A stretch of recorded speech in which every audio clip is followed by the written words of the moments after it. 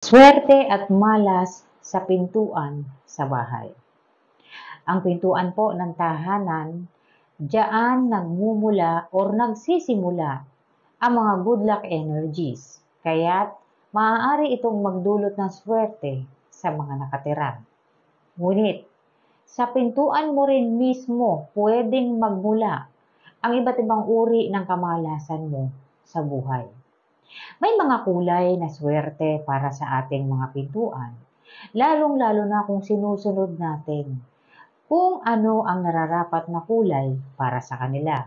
Ngunit po, kung minsan, dapat tinitingnan itong maigi or binabalanse ito dahil mayroon kang kulay na dapat iwasang ikulay sa pintuan mo.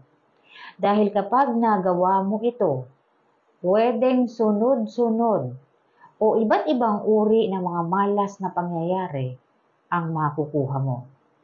Maganda ang kulay na ito, ngunit meron itong swerte at malas na kahulugan. At sasagutin na rin po natin ang comment ng manonood po natin na ang isang comment po ay mula po sa nakaraang video ko. Ito po ay tungkol po sa mga malas na bagay na huwag mong gagawin kapag ikaw ay natutulog. So, ang kanyang tanong ay ito, sa guest room, iba-iba ang natutulog, ano ang mangyayari sa kanila? Pagdating po sa guest room, kung ang mga tao po na natutulog dyan ay panandalian lamang, or hindi nila okupahin yung guest room mo na dyan na sila makikituloy sa'yo, hanggang sa aabot ng 3 or 4 na buwan or higit pa, wala pong mangyayari sa kanila. Kasi po, hindi naman sila nagtagal dyan sa area or dyan sa guest room ninyo. Ngunit po, kung sila ay mananatili sa guest room mo, bilang dyan muna sila mananahan habang sila ay naghahanap pa ng malilipatan or nais nilang manatili ng ganong katagal, pwede pong maapektuhan sila ng mga negative energies na naidudulot po ng sobra-sobrang unan o yung mga maling gawi kapag natutulog. Pwede naman pong bawasan yung sobra-sobrang unan, tanggalin yung walang kapares. Kailangan po, lagyan lamang ng pares kung nagnanais po ng maraming unan, pares. Kasi nagkakaroon lamang ng inauspicious energies kapag sobra yung unan. Hindi lamang po ang maaaring magdulot ng pagkawala. Pwede ring makaakit pa yan ng third party. Diyan sa kung mag-asawa man sila nananatili diyan. Maaari pong magdulot ng hindi rin maganda sa kanila kung may sobra-sobrang unan. Pero ang pinaka-worst po ay talagang nawawala ang isa. Kaya wala namang masamang sumunod kasi mahirap na kung hindi ka maniwala at ikaw pa ang sumunod na ang naging ebidensya na talagang nangyayari yung mga ganong bagay. So, pangit po. Pwedeng sundin para makaiwas ka po sa mga inauspicious energies. Pero, kung sila ay panandalian lamang na mananatili sa guest room mo, wala pong anumang mangyayari sa kanila.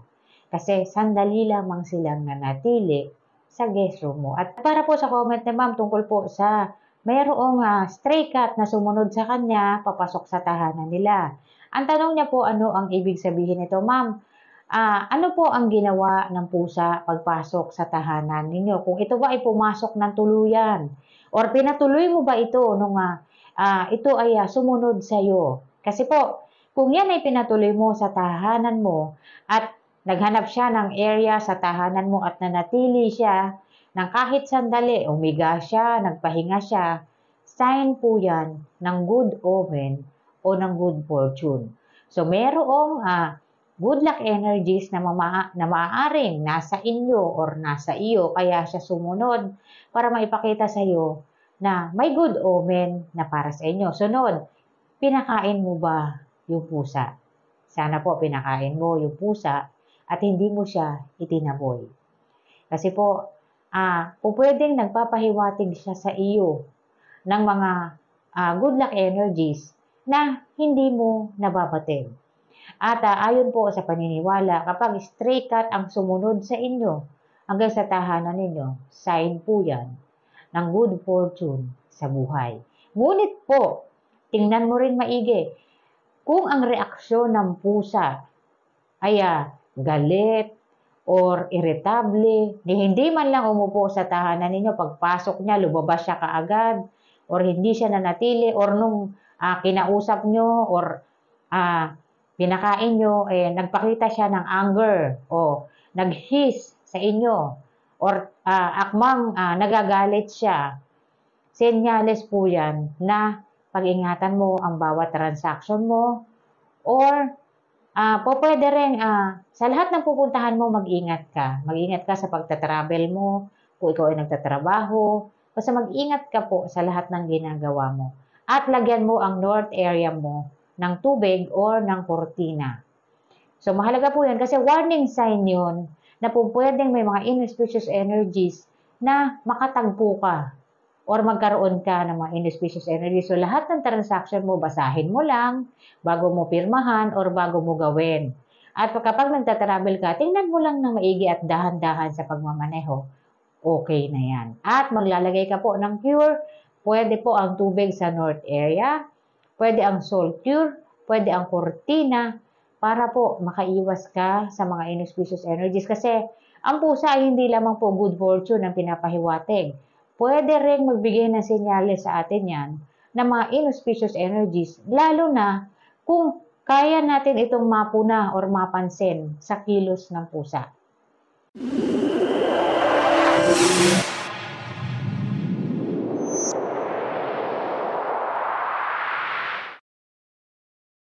Ang kulay na dilaw ay mayroong iba't ibang uri ng kahulugan. Pwedeng gamitin ang dilaw kung nagnanais kang ma-enhance ang intelligence. Pwede kang maglagay ng mga earth colors sa northeast kung nagnanais ka na ma-enhance ang wisdom at education.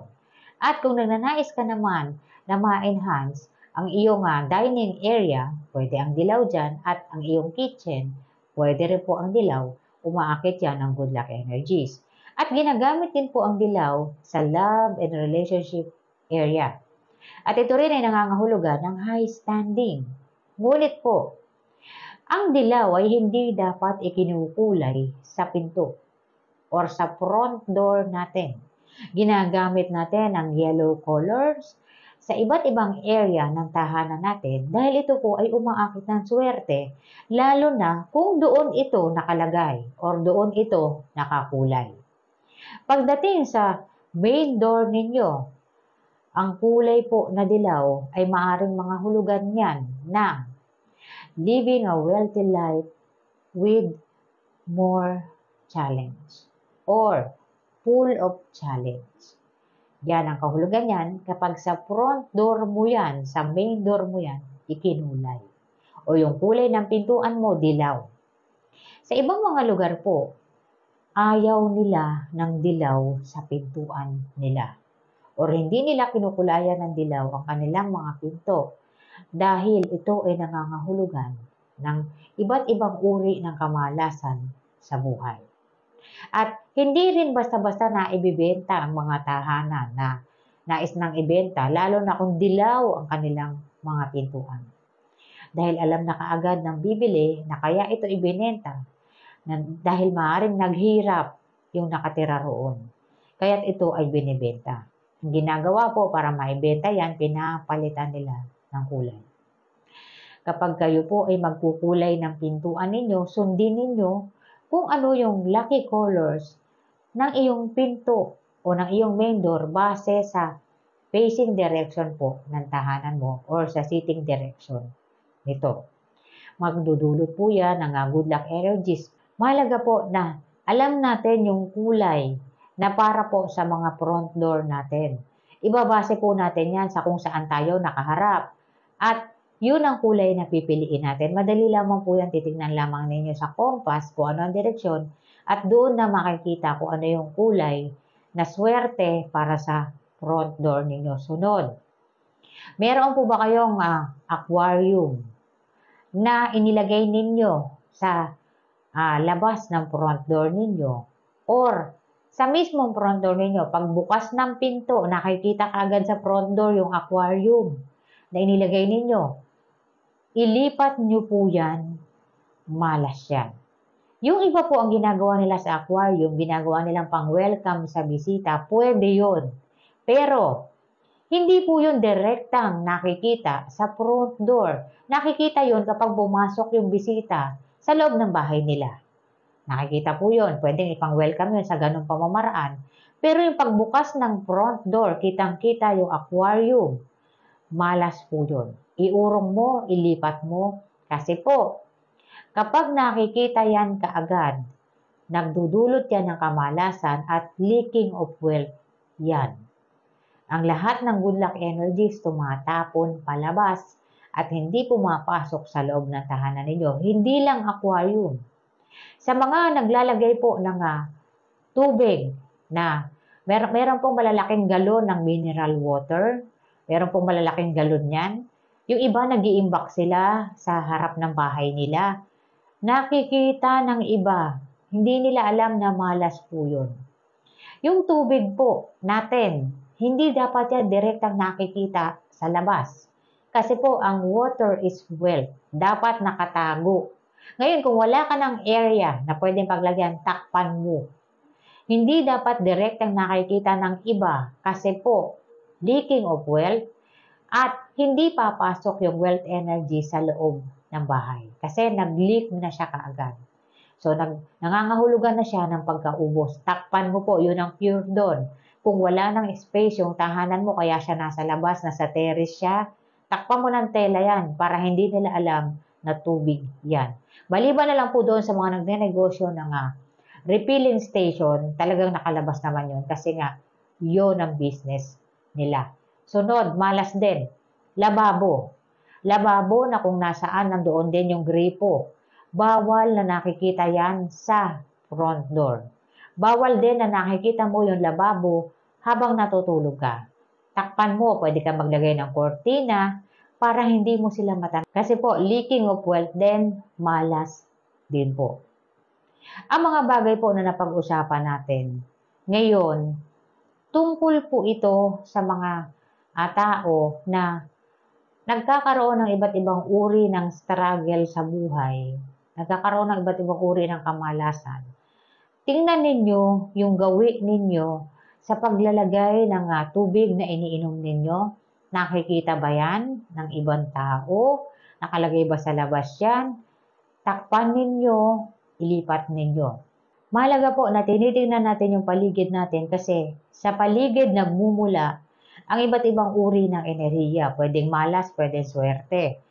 Madalas, kapag ka nagdudulot ng kamalasan sa iyo yan, may mali dyan sa area. Check mong maigi yan kapag naitama mo yan, magiging ayos na yan ulit.